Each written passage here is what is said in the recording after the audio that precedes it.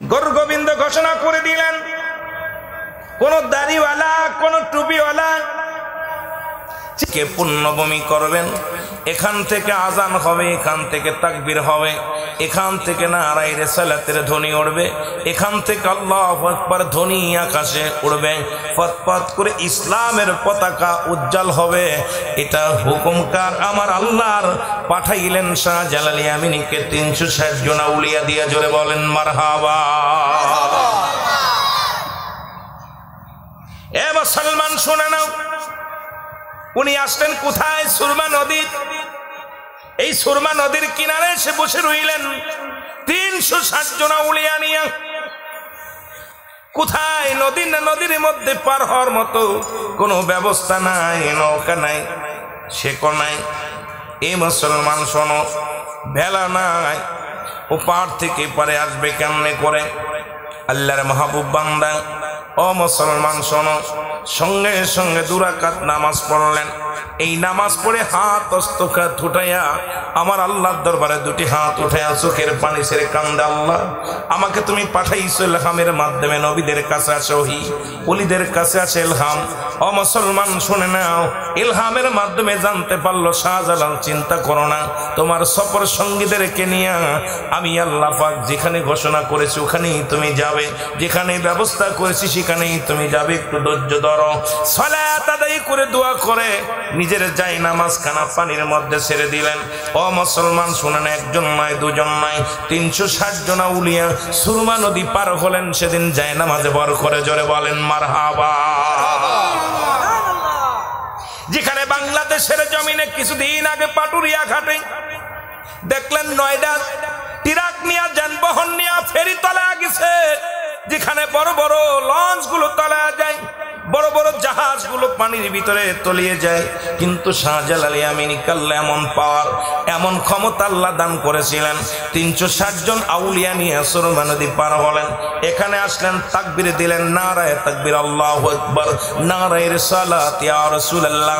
এই ধ্বনি যখন দিলেন, আজান যখন শুরু করলেন, প্রথম যখন শাহজালাল ইয়ামিনী আজান দিলেন, এই জমিনের মধ্যে গরু গোবিন্দর দালান কোঠাগুলো থরথর করে কাঁপতে লাগলেন। ও মুসলমান শুনে নাও, শুধু এখান থেকে আজানের ধ্বনি শুরু হয়ে গেল। শুধু তাই নয় মুসলমান, লম্বা আলোচনা নয়, অল্প একটু কথা বলে আমি আলোচনায় ফিরে যাই। শুধু তাই নয়, যেখানে সিলেটের জমিনে কোনো গরু জবাই করা চলতো না, যেখানে কোনো ঈদের নামাজ ছিল না, এ মুসলমান জুম্মার নামাজ ছিল না, যেখানে কোনো মসজিদে আজান চলতো না, আল্লাহর ওলির আগমনে এই সিলেট ভূমিকে ও মুসলমান শুধু তাই নয়, ওই শুনেছিলেন কোথায়?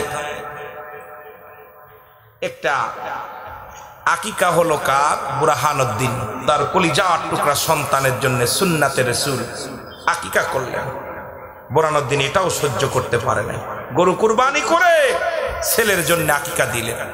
আর আকিকা দেওয়ার এই মাথা রক্ত, এরপরে আপনার ওই চামড়া, এটা মাটির তলে ঢেকে রাখলেন। এটা দুষ্ট কাক এটা খুঁজে উঠাইলেন। কুকুরে একটা শিং বা একটা কান নিয়ে যখন ঘুরলেন, শুনতে পাইল কে গরু জবাই করছে, খোঁজ নিয়ে শুনলেন এখানে গরু জবাই করছে কিনা বুরহানুদ্দিন। মুসলমান সিলেটের জমিন শোনো, তখন কি করলো? বুরহানুদ্দিনের কলিজার টুকরা সন্তান, ছোট্ট মাসুম বাচ্চা, তাকে হাত থেকে কেড়ে নিয়ে তাকে শিরচ্ছেদ করা হলো। আল্লাহু আকবার বলেন। এক গরু জবাই করার কারণে সন্তান জবাই করে দিল। তারা গো পূজা করতেন। মুসলমান গরু জবাইয়ের জন্য তারা মানুষ পূজা, মানুষ কি করলেন? মানুষকে হত্যা করলেন। আজকে বাংলাদেশের মধ্যে সবচেয়ে বেশি গরু কুরবানি হয় সিলেটের জমিনে, কারণ লন্ডনবাসী বিদেশি মানুষ এরা এই দেশের মধ্যে এক একটা ফ্যামিলিতে 10টা 15টা করে, 10টা 5টা 2টা 3টা করে কুরবানি করে। আজকেও আপনাদের সন্তানকে কুরবানি করা লাগে না, সন্তানকে হত্যা করা লাগে না। তাহলে যার ওসিলায় আপনি আজকে এত বড় কুরবানি ত্যাগ করলেন, আজকে গরুগুলো কুরবানি করেন, তাদের স্মরণ করা লাগবে কি লাগবে না? চিন্তার বিষয়। কলিজার টুকরা সন্তানকে হত্যা করলো। তবুও বলেছিল, আল্লাহ আজকে আমার সন্তানকে হত্যা করলো গরু গোবিন্দ, আমার দুঃখ নাই, তবে যেন সিলেটের জমিনে আমার মুসলিম ভাইয়েরা যেন গরু কুরবানি করতে পারে তাদের সন্তানের জন্য। আজকে দেখি অল বাংলাদেশে সিলেটে যত গরু কুরবানি হয় অন্য জেলায় এত হয় না, অন্য অন্য কয়েকটা জেলা মিলে যা হয় আপনাদের একটা থানায় তা হয়, ঠিক কিনা? ওই চামড়ার ব্যবসা যখন চামড়ার ব্যবসায়ীরা যখন দেখি ওই লাট মেরে গাড়িতে নিয়ে যায়, দেখি সিলেট থেকে সিলেটের চামড়া যাচ্ছে আর যাচ্ছে, তাহলে বোঝা গেল যে আপনারা কি পরিমাণ কুরবানি করেন। আবার গাড়ি থেকে অনেক সময় দেখি বিদেশ, আপনাদের আমাদের দেশ থেকে আমাদের ওই বঙ্গ থেকে দেখি ট্রাক ভরে ভরে সব সিলেটে চলে আসে, গাড়ি বড় বড় গরুগুলো সাজায় সাজায় ট্রাক লোড দিয়ে দিয়ে নিয়ে আসে। কোথায় যাচ্ছে? সিলেটে যাচ্ছে, সিলেটে যাচ্ছে, চট্টগ্রাম সিলেটে যাচ্ছে। তাহলে বোঝা গেল যে আপনারা কত, এই যে যাদের অবদান, সেই অবদান যারা আরমান বান্দা পৃথিবীর মধ্যে নাই, যেটা বলেন ঠিক কিনা?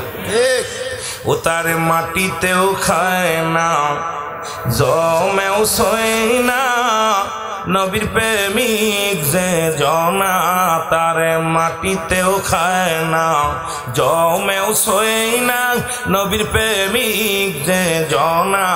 একটু জোরে বলেন, তারে মাটিতেও খায় না, জমেও সই না, নবীর প্রেমিক যে জনা। হাদিসের বর্ণনা অলিগণ মরে না, কানের তাল হাদিস কুরআন পড়ে না, এরে খাটিওলি যে জনে মরণ নাই জগতে, খাটিওলি যে জনে মরণ নাই জগতে, দেখো না হাদিস কুরআন ঘাটিয়া, তারে মাটিতেও খায় না, জমেও সই না, নবীর প্রেমিক যে জনা, তারে মাটিতেও খায় না, জমেও সই না, নবীর প্রেমিক যে জনা। জোরে বলেন মারহাবা, মারহাবা। কষ্ট হচ্ছে আপনাদের? দলিল হলো মেরকাত সারে মেরকাতের 10ম খণ্ডে। এখন কইতে পারেন হুজুর গজলটা গাইলেন দলিল আছে না? দলিল আছে। মেরকাত সারে মেরকাতের 10ম খণ্ড 722 নম্বর পৃষ্ঠা, তাফসীরুল বায়ান 5ম খণ্ড 524 নম্বর পৃষ্ঠা। রাসূল বলে, আলা সাবধানিন্না, নিশ্চয়, আলা ইন্না উদাল্লাহি, আল্লাহ তরফ থেকে যারা ওলি হয়, লা ইয়ামুত, তাদের মৃত্যু নাই। জোরে বলেন মারহাবা।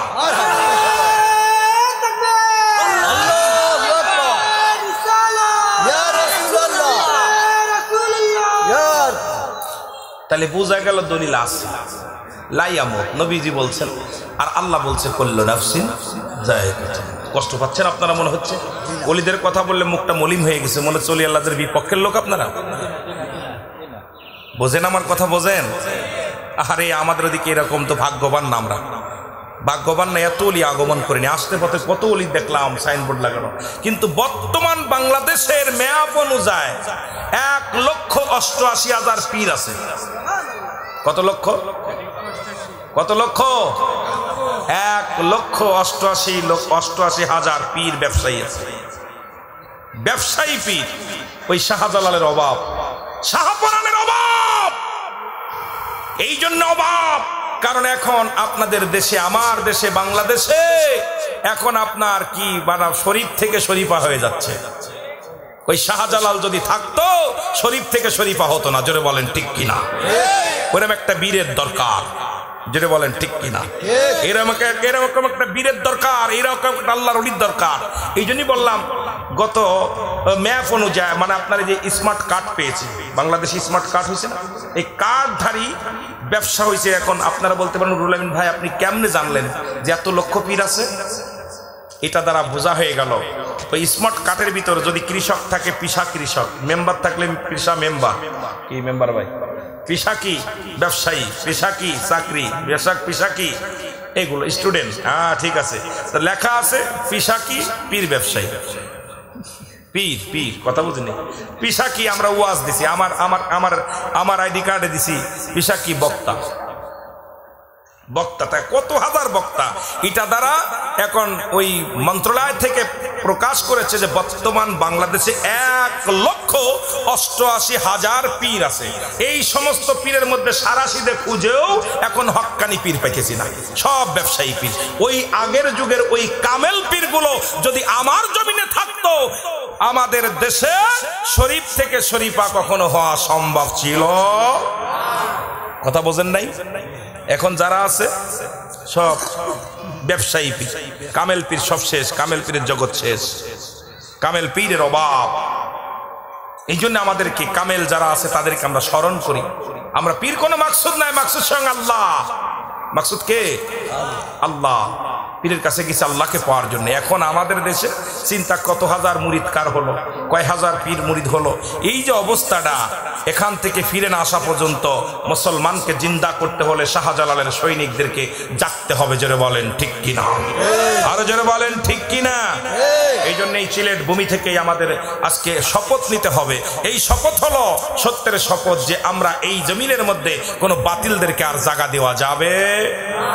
ছুটে আই শাহজালালের সৈনিক আছো যারা, ছুটে আই ফুলতুলি বাবার সৈনিক আছো যারা, ছুটে আই শাহপরানের সৈনিক আছো যারা, কতল কর মৌলবাদীর আস্থা আনাটা, কতল কর গৌর গোবিন্দর ওই সালাসির মর্দাখানা। শাহজালালের পাকভূমিতে যারা আসলো ভাগ বসাতে, শাহজালালের পাকভূমিতে যারা আসলো ভাগ বসাতে, আবর্জনা কতল করে সুন্নিয়াতের ফসল ফলা। ছুটে আই শাহজালালের নির্ভীক সৈনিকেরা, ছুটে যাই শাহজালালের নির্ভীক সৈনিকেরা। জোরে বলেন ঠিক কিনা? চিরতরে বিদায় নিছে আনতে হন। এ মুসলমান গভীর মনোযোগ। আল্লাহ যেহেতু দুনিয়ার মধ্যে রিজিকের মালিক কে? আল্লাহ। আর একটু জোরে বলেন কে? আল্লাহ। সমস্ত প্রাণীকে খাওয়ায় কে? আল্লাহ। বাঁচায় কে? আল্লাহ। পড়ায় কে? আল্লাহ। সব কিছুর মালিক আমার আল্লাহ। একটা কথা বললে বুঝতে পাবেন মুসলমান, গভীর মনোযোগ।